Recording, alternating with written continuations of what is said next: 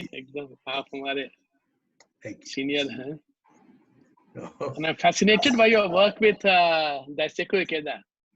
oh, for heaven's sake. It was wonderful to be with him on many occasions, and my visits to Tokyo and spending Tokyo, time with Soka him. University. Yeah, and he came to our house here. Ah, Yeah. So it was absolutely wonderful. Thank you. Thank you very much. That was very inspiring to be with him. And I'm delighted, and congratulations on this wonderful occasion. And the new setting and the new institution and institution building is such an important enterprise, and I congratulate you and Dr. Ahuja. Thank you. No, we need your good wishes. You are our first, this is our first venture, in fact, once the institute.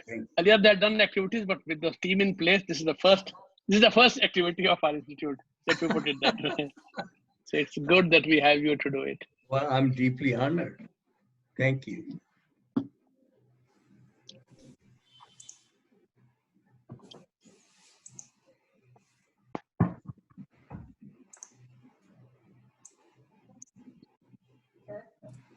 No.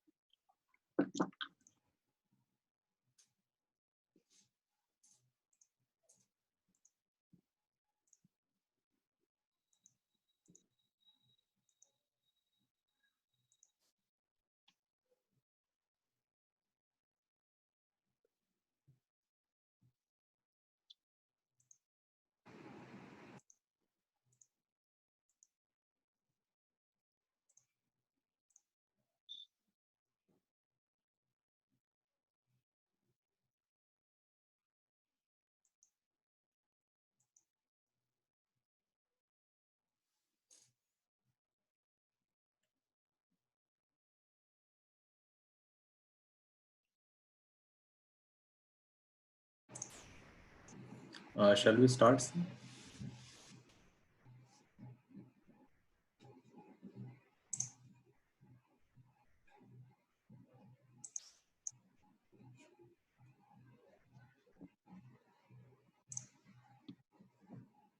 We should start in a minute, huh, Ajay? Okay, sir. Okay, sir. People will keep joining.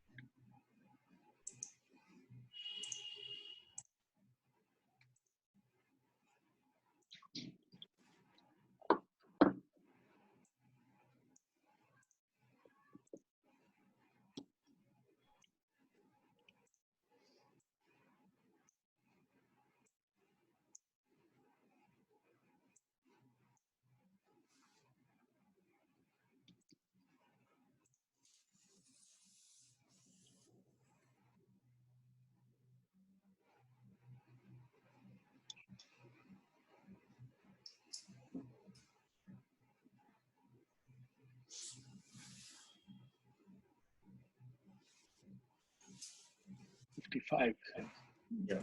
Shall we start? Yeah. Yeah. Yeah, please. Okay, sir. Okay. Good evening, one and all. On the occasion of 150th birth anniversary of Mahatma Gandhi, today, the Delhi School of Public Policy and Governance, University of Delhi, in collaboration with Nanda Center for International and Comparative Law from University of Denver, United States, has organized a special lecture on significance of Gandhi's policy in today's world. On this occasion, we are privileged and honored to have with us Professor Nanda, Padma Bhushan awardee from University of Denver, United States. Before I request Mr. Shakti Sinha sir to give a welcome address, I briefly introduce about Shakti Sinha sir.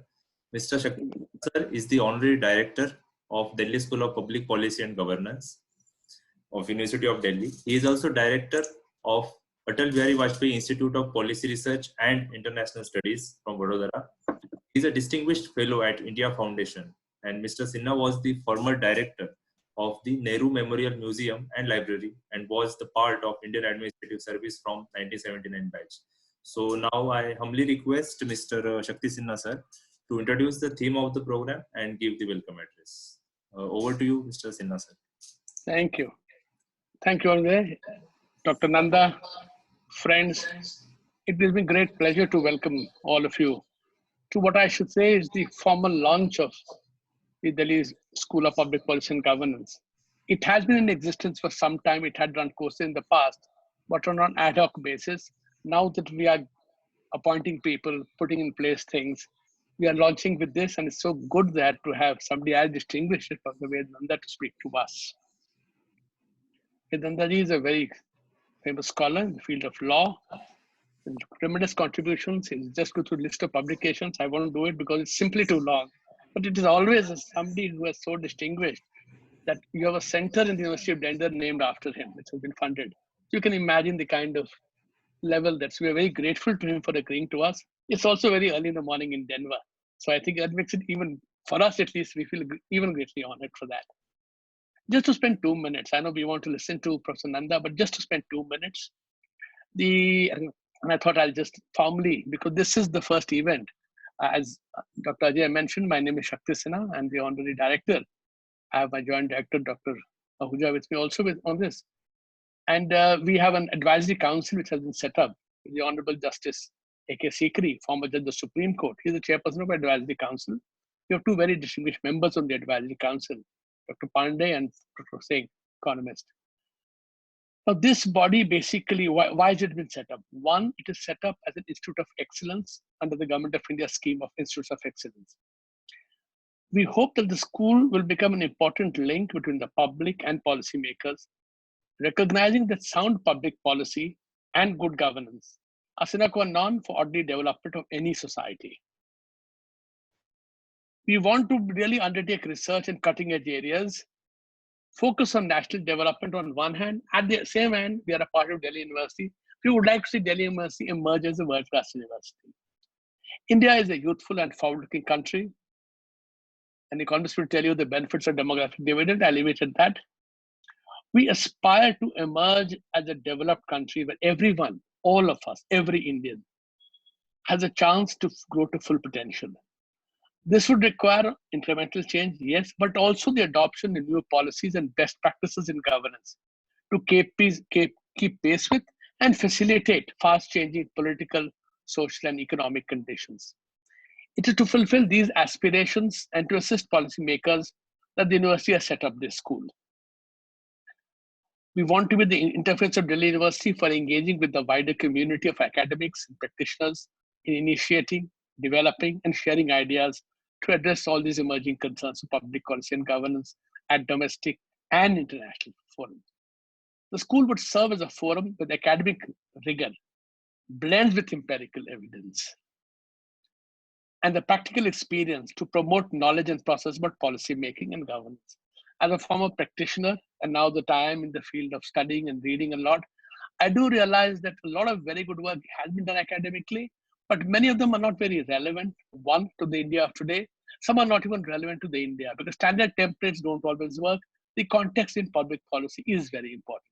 And we hope that this school, through its studies, research, seminars, the regular courses of master's degree, MPhil, PhD, and other short-term courses, we would be able to generate a body of knowledge that is relevant to India and that in one way helps anticipate the Indian journey as we go along. With this, let me not take more of your time, but once again, welcome you. And in particular, once again, feel very greatly honored that Professor Nanda will be speaking to us on the relevance of Mahatma Gandhi. He's, as I said, this is our first event, and we are really grateful that somebody of his eminence will be speaking to us. May now request Professor Nanda to deliver his address.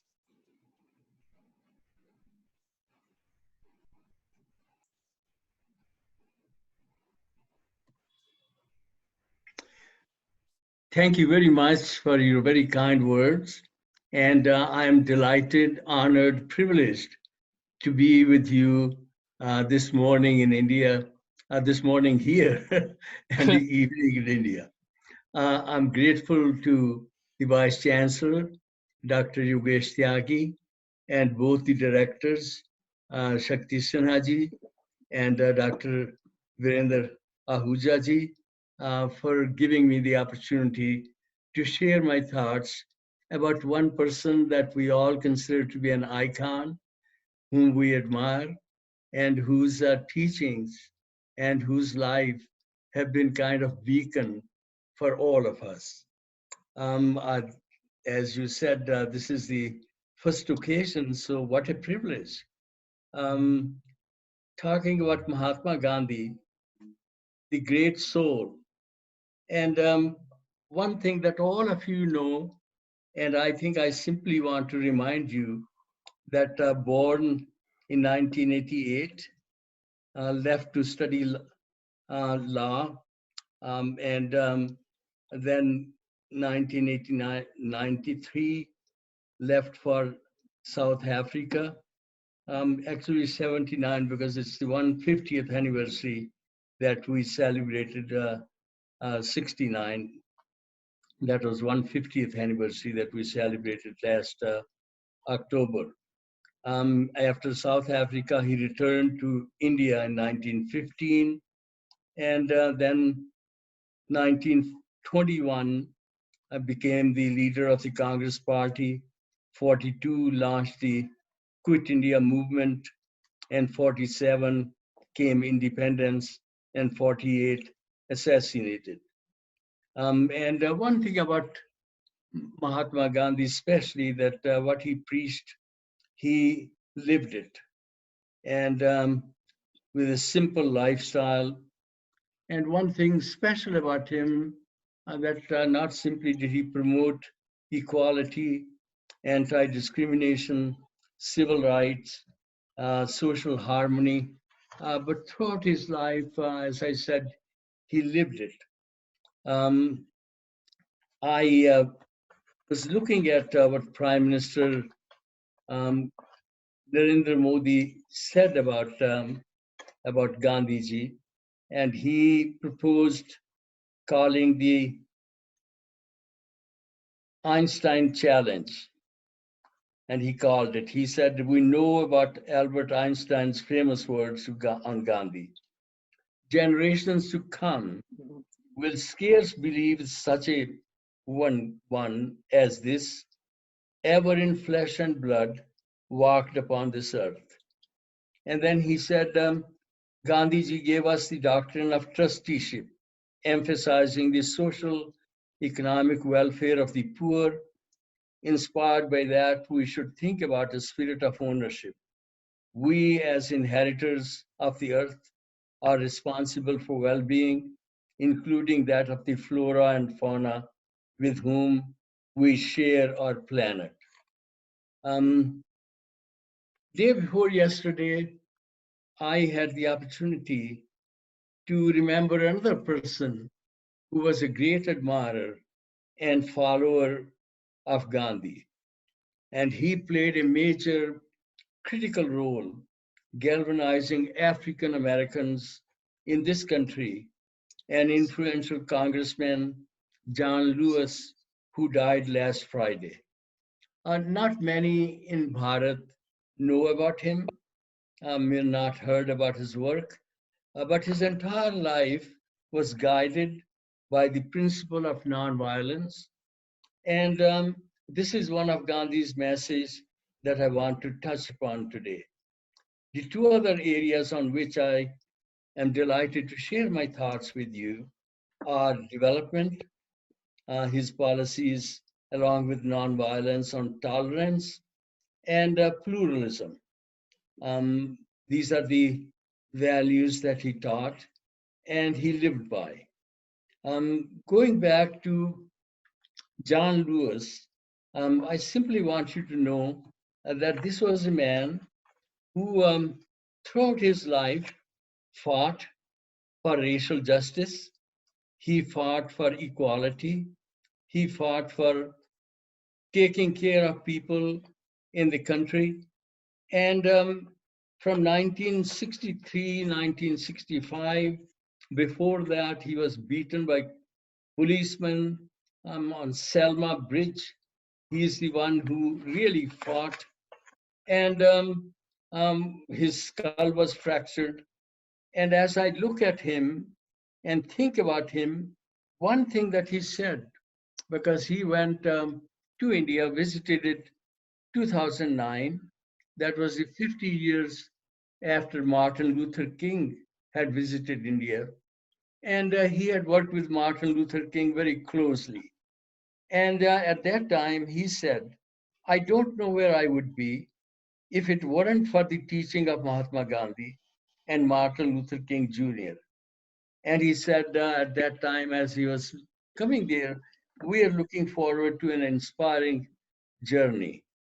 I had the opportunity to share the stage with him on a few occasions, and most twice it was on Gandhi. And after meetings, I spoke with him, later met him when our conversation again was on Gandhi. And his message all the time was that Gandhi's nonviolence movement had been his guiding light. He indeed was deeply influenced by Gandhi. Last year, he introduced a bill in the House of Representatives in US Congress, and the bill was aimed at promoting the legacy of Mahatma Gandhi and Martin Luther King. And several years ago, in 2011, he had proposed a similar bill, and that was called the Gandhi King Scholarly Exchange Initiative Act of 2011. And that was aimed at using peaceful, nonviolent means for global conflict resolution. Um, Between 1960 and 1966, he was arrested more than 40 times. I think I could keep talking about him, but I think I'll probably say a couple words about his mentor and friend, and that is Dr. King. As you know, he visited in 1959, and he remarked as he was there and came there, he said to other countries, I may go as a tourist, but to India, I come as a pilgrim. And he said that India is the land where the techniques of nonviolent social change were developed, that my people have used it in Montgomery, Alabama, elsewhere throughout the American South. We have found them to be effective and sustaining. And he said they work. And he also was talking at that time about his visit to Ghana in West Africa. And Prime Minister Nkrumah at that time, he said, told him that he had read the works of Gandhi, felt that nonviolent resistance could be extended there. And said, we recall that South Africa has had bus boycotts also. And as you know, um, Mandela, who lived his life in the same manner as Martin Luther King did, as Gandhi did, fought all his life, nonviolent means, and finally found that that apartheid had gone away. I remember being at Yale and a student, and I was president of our student body, and we were fighting apartheid. but we were also listening to Martin Luther King and his 65 I Have a Dream speech. At that time, I was not able to go to New York, but I had many students who went there. And later on, again, we talked about both Mahatma Gandhi and Martin Luther King. Let me start talking about his nonviolence, because, as I said, nonviolence is the one that at the present time has not simply inspired people in Bharat, not simply responsible for all that Mahatma Gandhi did in order to seek India's independence and ultimately succeeded without using any violence. And many times he would simply say that if people who are working with me do not continue nonviolence, he is not going to work with them. He might even stop. And he did at one time simply said, no longer is he going to continue that march and movement because people were not following nonviolence. That satyagraha, ahimsa, which he said, parmo dharma, peaceful nonviolent resistance. These are boycotts, strikes, non-cooperation, refusal to cooperate and participate with the existing government agencies. I remember also reading, not simply in India, not simply in the United States, not simply in Western countries, but also in China. This is a professor at um, Normal University in School of Foreign Studies. And he said that China has been actively promoting Gandhiism because the effort in order to build harmonious society in the country and meeting economic and social challenges that the government was not opposing that Gandhiism and Gandhi values should be followed. So nonviolence has been obviously every country where it has been used, people have felt that it has been a great success. Let me briefly mention the effort that Mahatma Gandhi took and how today I can see the same kind of alignment with what's happening in the international arena. And I'm talking about sustainable development and sustainable development goals. Many of you recall, and you probably have seen that in 2000, Millennium Declaration at the United Nations was adopted. Based upon that, then there were Millennium Development Goals, and this is from 2000 to 2015. And the focus was on poverty, focus was on health, focus was on children, focus was on women equality, and those are 2000 to 2015. I won't relate all the history, but what happened is that some of those goals were met, others were not met, and some were met just halfway.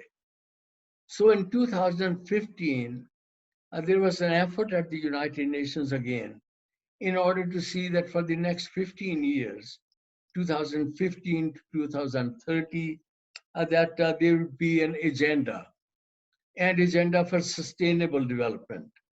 I think I need to very briefly take you back when we talk about development and we talk about environment.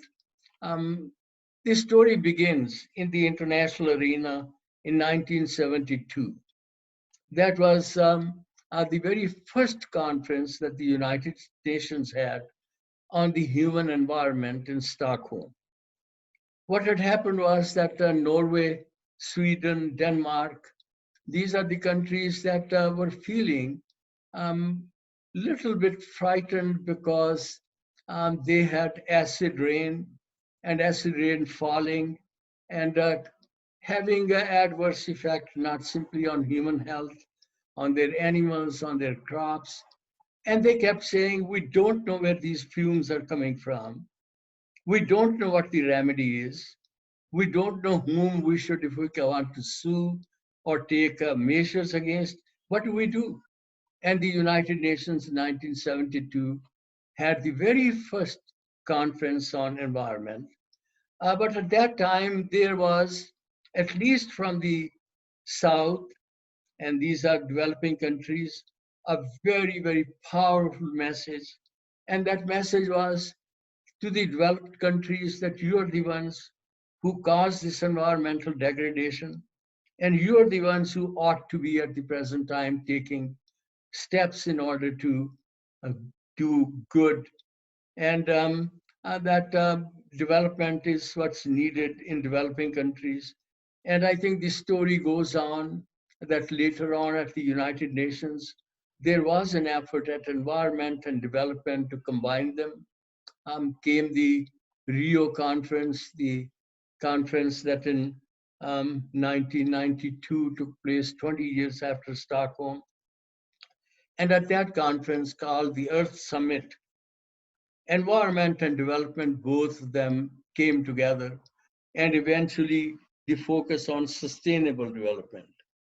And as I mentioned, as I think about Mahatma Gandhi, and as I think about the work that was being done, and as you remember, Sarvodaya, and that was the effort that he had begun, and he had felt that there is need.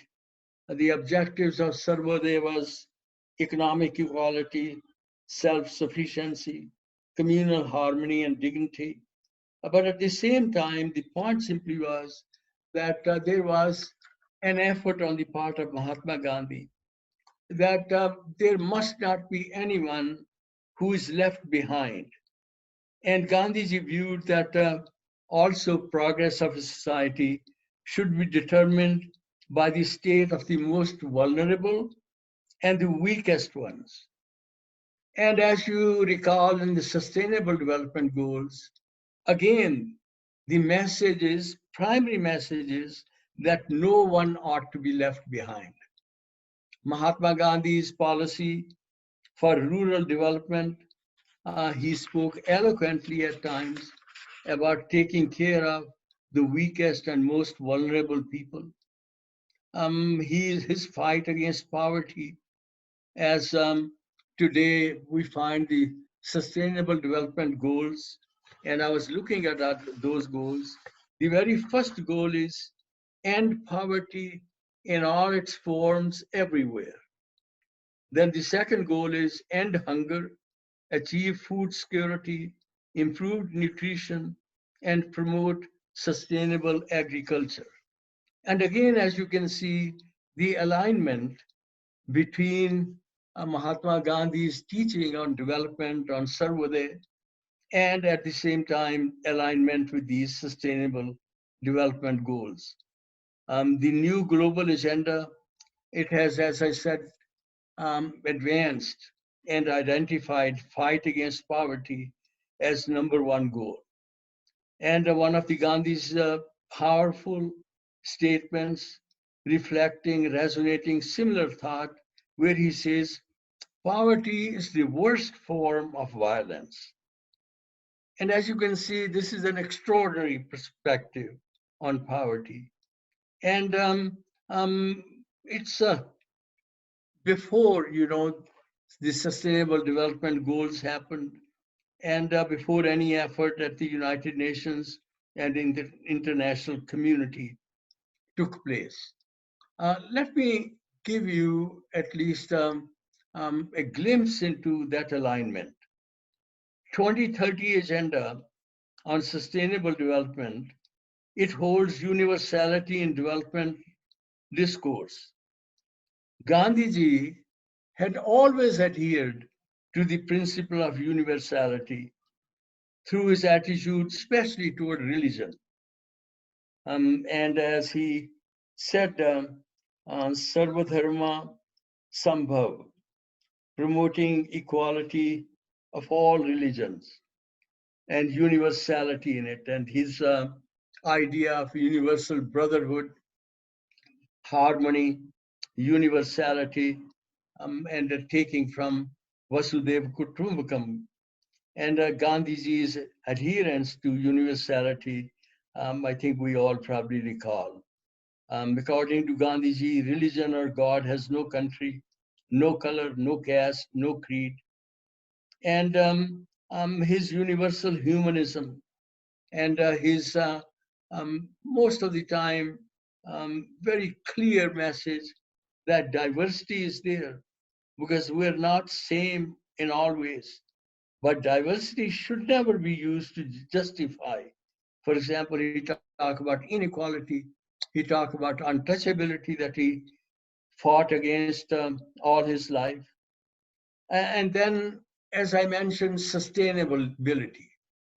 Sustainability has become, and sustainability really is a kind of a buzzword today in the international arena. But in Gandhi's teaching, sustainability figures prominently. He said, what we do today is our future. We should not look upon the natural resources, water, air, land, as inheritance from our forefathers. He considered them to be the loan given by our next generation. Today, we keep talking about intergenerational equity, intragenerational equity. And Mahatma Gandhi lived it, Mahatma Gandhi fought for it, Mahatma Gandhi preached it. As I continue looking at both the Sustainable Development Goals and what Mahatma Gandhi taught because 2030 agenda, it also talks about transformative change, including the change we live, produce, and consume. And Gandhiji was really the embodiment of the personal practice of sustainable consumption and production. I remember at one time, our former President Obama, he was asked who would be the ideal companion that he would like to have for dinner. And he said, I would like to have for dinner as an ideal companion as Gandhi. But then he joked, he said, but it will be a very small meal. So when we think about consumption, production, and I'm looking at um, the goal 8 of Sustainable Development Goals, promote sustained, inclusive, and sustainable growth, full and productive employment, decent work for all, and goal 12 is ensure sustainable consumption and production patterns. And as you know, all these goals have targets. Targets have got indicators. Indicators are there to measure how in the days to come we are able to implement those goals. And again, as you can see, that very, very similar ideas, both embedded in the SDGs about the theory of change, and the same as Mahatma Gandhi ji said, because he said, be the change you wish to see in the world. And he wanted human beings to be the major change agent in that process. And that exactly is what the Sustainable Development Goals and the 2030 agenda is the one that's bringing to our attention. Um, you know, as you look at Sustainable Development Goals, the focus is on human development. And Gandhiji were talking about human development. He was talking about health as one's biggest wealth, not the golds and silvers. And he said, and he had mentioned all the time, that to eradicate hunger, people should be ensured with nourishment that is healthy food. Um, and here, as the goal said, number 2, end hunger, achieve food security, improved nutrition, promote sustainable agriculture. Um, Then the goal on education, that is goal 4, ensure inclusive, equitable, quality education, promote lifelong learning opportunities for all. And Mahatma Gandhi held that education is a significant driver of change. He considered it a lifetime phenomenon. And illiteracy is the one, he said, we must get rid of it. And measure of education for him was the revealed amount of inner goodness or potentials of a person. And as you look at all that, and I think about the Millennium Development Goals from 2000 to 2015, the main problem that they felt with those goals was that human rights element was lacking.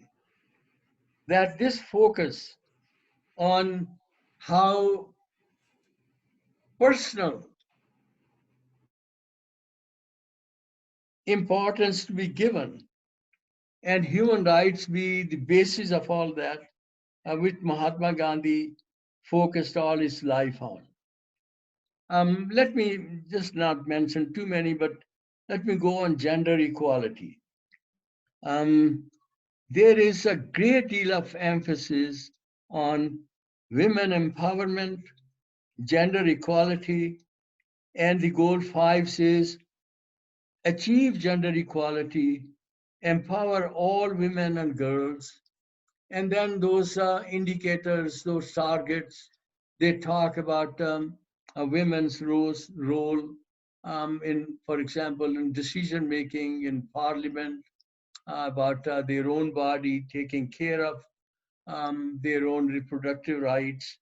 And as you look at Gandhiji, for him, that was one of the prevalent perspectives that he had all his life.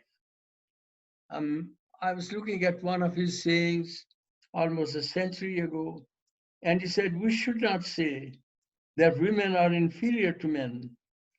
And he said it would be liable. He went beyond that. It's a sin. And as you know, quite extensively throughout his life, he said about education for women, their social status, their social position. He mentioned that the day we will be able to say that our women are safe. That is the day that, and he said, we have achieved gender equality, but gender equality is the one he focused on. Gandhiji, as you can see, really was ahead of his time. And today I can see sustainable development goals that I teach and write about and work on. That's what those goals are, aligned with his own policies. Modern concept, as you think about full employment, minimum income, Gandhi's thoughts, you can find similarity. He said, I do not want employment for few, I want employment for the masses. And human rights, as I mentioned in the goals, sustainable development goals, and he always had a right-based approach. He said, we need to give people a square meal based on a good work, not necessarily based on charity. So I think as I look at employment, as I look at poverty eradication, as I look at gender equality, as I look at health and nutrition, and then finally, as I think about rule of law and peace, that goal 16 says promote peaceful, inclusive societies for sustainable development, provide access to justice for all, build effective, accountable, inclusive institutions at all levels. And, that rule of law, a democracy that today we talk about, and not simply talk about, but in development goals, sustainable development goals is there. And I think, again, as I can see, total alignment with what Gandhiji had his policies about development. Um, was talking about Pearl S. Buck, the author, celebrated author who wrote about Gandhi. He said he was right. We all knew that he was right. The man who killed him knew that he was right. And that is really where we want to think about him. I wanted to talk about couple more things. One is his work on um, not simply trying to see tolerance, but equality, celebrating all the diversities, and um, thinking about all religions and harmony among them. Ishwar Allah Tera Naam. And, as you think about him and as you think about Mahatma Gandhi's work, um, I think I'll probably skip talking about tolerance because I do want to very briefly touch upon one issue that is critical for this new, not new, but this school that at the present time is trying to reach its own potential, and that is governance and um, policies, related public policies. Because when Gandhi um, talks about governance and thinks about governance, his concept um, is that of a policy of decentralization. And that is what he considers that democratic decentralization is the governance model. As you remember, talking about rural advancement, villages, and according to him, village constituted the fulcrum of the whole administrative edifice. Administratively, economically, self-sufficiency, village are group of them for them. They should not have to look to the central government, but for some help and guidance at times. And this is the principle of self-management.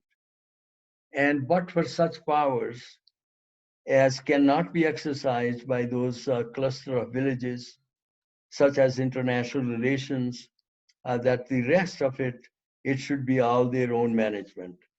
They should genuinely, effectively organize themselves, administratively, economically, politically, they can manage in a decentralized way. He visualized, as you remember, Swaraj at the individual level, Gram Samaj at the local level, and Sarvodaya at the global level. And as I mentioned again, concept of trusteeship for Sarvodaya, with every member of the society as the trustee of all that is generated resources out of the collective efforts of all. And he said non-violent, non-exploitative, social economic relationships, that is the one that should be the development model. And this is the one that should be the governance model. And you know, important function as we see today of village empire panchayats, but in the political power, voluntary cooperation, decentralization, and he thought that that would be what he envisioned is important as the principle of simple living and high thinking. And he said, if you want to realize the value of democracy from the grassroots level, you need to have that sense of decentralization as the basic idea where we should go. As I look at Mahatma Gandhi and as this apostle, I think I've taken a little longer, but let me conclude then. that as a parcel of non-violence and truth, Gandhiji firmly believed in equality of all, in universal brotherhood, in mutual respect, in harmonious relationships. He practiced what he preached. As he said, an ounce of practice is worth more than tons of preaching. His ideal, as I said, was simple living, high thinking. And I think at this stage, when I think about today, celebrating him, thinking about his 150th birthday last October, and I should at least mention to you um, two recent books that I would recommend to you. One by Douglas Allen on Gandhi's philosophy and practice, and considerable value of all that for the contemporary world. Other by Ramchandra Guha's biography. It vividly describes, analyzes the public and private man. And finally, I should conclude that in this contemporary world where humanity faces numerous challenges, look at political, economic, religious, cultural, physical, environmental, but most important today, that you don't have toleration, that violence is the one that engulfs the world, and it's physical violence, psychological violence. We have seen in the United States in the last few days, there have been demonstrations all over the country, and those black people killed, and at times the effort on the part of people to say that this kind of racism ought to end. At this time, I think Mahatma Gandhi, his policies, his values, they are the ones that are the beacon, and we need to live by it. And today, again, let me thank you for giving me the opportunity to share my thoughts. And I understand very well that many of you, most of you, know about Gandhiji, know about his values, his principles, his policies much better than I do. And day after day in this country, you have lived them. Gandhiji, as a man, obviously as a human being, all of us have frailties. But what he taught, it's going to be enduring. It's going to be lasting. It's going to have that kind of an impact in the world in the days to come also that nobody else has. Somebody had done on Google all that kind of digital things as to who is the most important person about whom people have been doing references. Gandhiji is at the top. So my homage to him, my thanks to you, and my pranam and my sadhana namaskar to everyone. Thank you so much, sir. Thank you very much for your enlightening us and even enriching us with your words and thoughts on various aspects of Mahatma Gandhiji.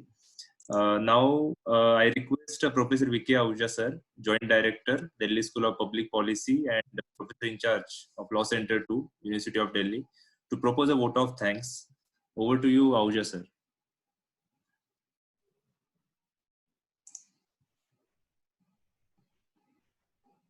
Ahujaji is mute still.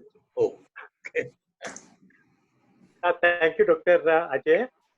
Honorable Professor Ved P. Nanda ji, Shri Shakti Sinha, Dr. Subhash Chandra Pandey, Dr. Ashutosh Bhardwaj, my colleagues, Professor Mahavir Singh, Professor Pinky Sharma, and teachers from Delhi University and across the country, friends, students, ladies and gentlemen, a very good evening. Delhi School of Public Policy and Governance is a newly born baby in the academic field. This is what Shakti Sinha ji has also stated. It is one of the 9 schools which have been established by the Delhi University under Institute of Eminence. We had to start our academic activities, and then the question was how to start with and to whom we should start our activities with. So what happened in the meantime, I came across a UGC circular where it has been stated that we have to celebrate 150th birth anniversary of Mahatma Gandhi ji, and therefore 150 lectures have to be organized by the universities in collaboration with foreign universities.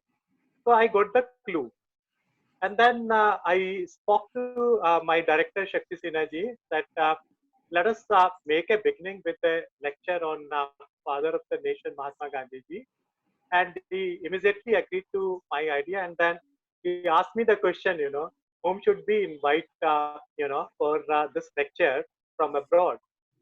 Then I gave him an idea that there can be no better person than Professor V. Nanda from the University of Denver for this particular job.